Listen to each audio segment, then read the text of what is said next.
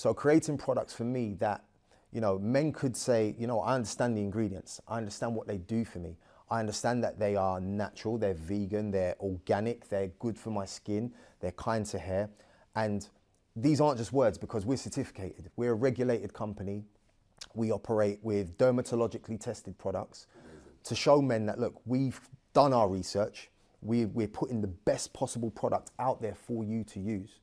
There are other products out there, but guess what? We're giving you choice. Yes. You know, we're giving you choice, and it's all about choice, and it's all about trying to uplift the market with good quality products, because there's some trash out there. There's some bad ones. Man, listen. I mean, look, what's that blue or green gel we used to use? Yeah, a green thick thing we used to use when we were young. Was it Dax or something? Listen, back in the day, I used to use some. I had that little sweet boy kind of moment, but you know, them early teenage years, and I wanted the waves in my hair. Come on, so H-Town and all of them. Yeah, they put that whole vibe listen, out those there. R&B groups done. Yeah, S-Curl, Gentlemen of Leisure, all of these. Sporting waves. But any product that provided me with a little sachet of Vaseline to grease up the edges of my hair so that the product didn't burn my scalp, or gave you a safety warning, health warning to say don't leave it in for more than 3 to 5 minutes. Yeah. But these were the stuff we were using because that's what was available. That was what was advertised. Yeah. And there's a generational pass down as well, isn't there? Most definitely. Like my mum would say to me, you know, make sure you grease your head before you go out. And I'm talking grease. I don't even know what the grease was called, but it's some tough something that you have to kind of melt down in your hand and rub into your scalp. That's right. What are the detrimental effects that are being caused long term? And this, I suppose, for myself, creating a product was because I was fed up of achieving short-term gains by rubbing something into my face that made my beard shine or smell great at the detrimental effects of the long-term effects that was happening. Sure. You know, consistent use of these products. What's going to happen in 5 years' time to my facial hair or to my skin? You know, when people ask you your age and they say, whoa, really? You look much younger.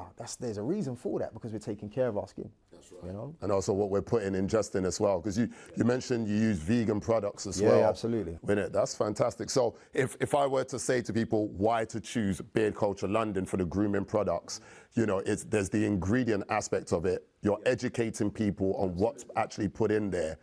But I noticed in your name you've got culture in there. It's all about the culture. For me, wearing a beard, it's more about, there's the masculine vibe, but it's a status, it's a symbol. It's something that I'm proud of. It's something that comes from me, that I've grown, that is me. It's a source of identity. You know, we see it with locks, we see it with afros, we see it with beards, we see it with style. And for me, the culture, this isn't a brand that is specifically for black men. Right. But it is most definitely directed towards an urban man, towards black men, because of the struggles we go through with growing a beard and growing a healthy beard. The cultural aspect also drives deeper. It's bigger than a beard oil. It's bigger than a beard balm. It's bigger than a beard brand. The culture surrounding men's grooming and the betterment of men. I talk to men on a daily basis, and I could be sat in a room with a guy that has an incredible beard or a great haircut, and no one's going to compliment, or a great outfit, and no one's going to say, my brother, I like your beard. What do you use? Or I like your hair. What do you use? Within our culture, there can be some toxic masculinity vibes that we're trying to break down, you know, and understand that within our culture, there is so much power that can be forged together. It costs nothing to uplift, another man. So culturally trying to bring through to say, it's okay to talk about our well-being, our skincare, a grooming routine. There's nothing wrong with it. Brilliant. You know, to turn around and share some tips, some advice, some gems to say what works.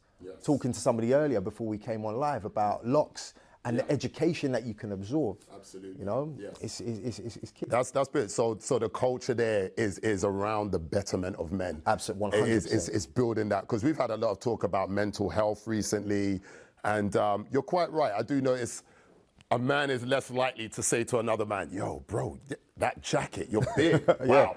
Without, there's a concern, isn't there? And I think, what you're trying to do there is to clear that out, because it works. And then you get the collaborative sort of opportunities as well, like what we're doing here. Most definitely. I mean, it's interesting that you say that, because before products even began to be sold, I set up an Instagram page. Right. And an Instagram page, I was asking my friends, listen, give me some pictures of yourself with a beard, just so I can post it up.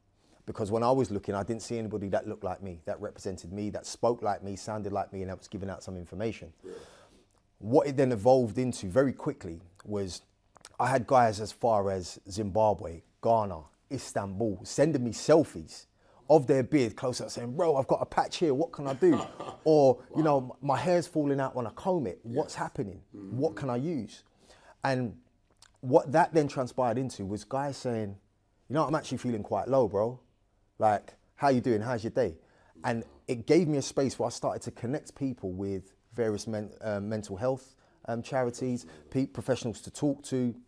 And I found very quickly that it starts with a beard, but it opened a conversation. Yes. And men felt far more confident taking out a mobile phone and reaching out and talking openly to a stranger than perhaps what they would do to their own people. Yes. You know? Yes. And the mental side, you know, improving and giving an opportunity for men to talk and open up. Yeah. That's the positivity that the brand was built from. Yeah, because I do think when you start a business, there's what you have in mind, what you actually start delivering, and then what the universe puts in line for you. And I think that's why you have to be quite diverse in business to cover it. I know, you know, my company, KB Consultancy, we started off as just helping businesses grow. And then we found different aspects of accounts and finance. Then in accounts and finance, we found we need a bit of legal. Then there's personal finance. It was more than just web app development and social media marketing. So you kind of have to be open to take these things on. But that's fantastic. That is big. And with the lockdown we had, I can imagine the amount of men that must have reached out to say. That was incredible. Yeah. It was actually that I found myself in a space where it was like, what can I take this on? Yeah. But there's a reason why. There's a reason why I'm here. I've been positioned here at this precise moment for this man who I don't know, who we may have liked each other's pictures or whatever, or he's following, I'm following back, to actually reach out and say, bro, listen, I just want to talk to someone because right now I'm going through a difficult time, or I see you've got some kids, I'm struggling with my children at the minute, or I'm newly married. Are you a married man? Yes, I am. Listen, I'm having some real difficulties. And then just being able to talk. And conversations are so key, especially within our cultures and communities. Yeah, because no matter what we look like, men go through some stuff, man. Yeah. Listen, we go through some stuff. It's not easy. You know, it's not easy. We have the facade of strength that we need to portray. Absolutely. And want to portray. And then we have the weaknesses and struggles that we somewhat need to hide. Yeah. Right. And social media puts a spotlight on us to look at a particular way, you know, and it's a dangerous place, man. It is. Do you sometimes take a break from social media? Do you take time off? So it's interesting. When I first started the page, it was all I was consumed in. Yeah. And my screen time, where I was getting that notification at the end of the week, was ridiculous. And I looked at it and I thought, wow, what have I missed? Yeah. Just by burying my head in a screen. Into that platform. You know. So now I'm in a position where I'll post and leave. There's a lot of people who I say who I've networked with and built a network, and I say, please tag me and stuff, or send things directly to me so I don't miss it, because I will consciously dip in and dip out. You know, I found a time where I was watching the competition, and preying what other people were doing and thinking, hang on, why?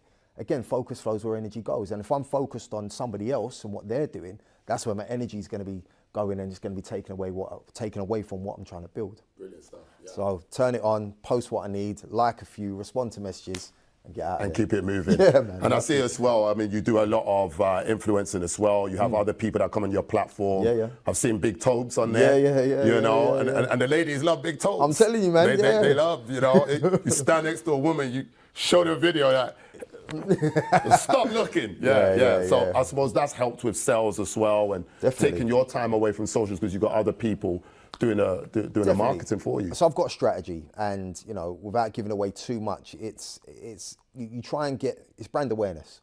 So connecting with people, my best weapon in my business is myself. Yes. I can only be Liam. I can't be anybody else. There are multiple books that teach me or advise us how to do things in business. Yes. I can only do me, and I'm going to make a hell of a lot of mistakes, but at the same time, being able to network with the likes of Big Tobes, who we don't even know each other like that, but just having a connection and a vibe has put him in a position where he said, you know what, I'm going to do something, I'm going to put something up for you, you know? Building that network is, because there's so many beautiful things that can come from social media. Our connection has formulated from something surrounding social media. You see what I mean? So Yes.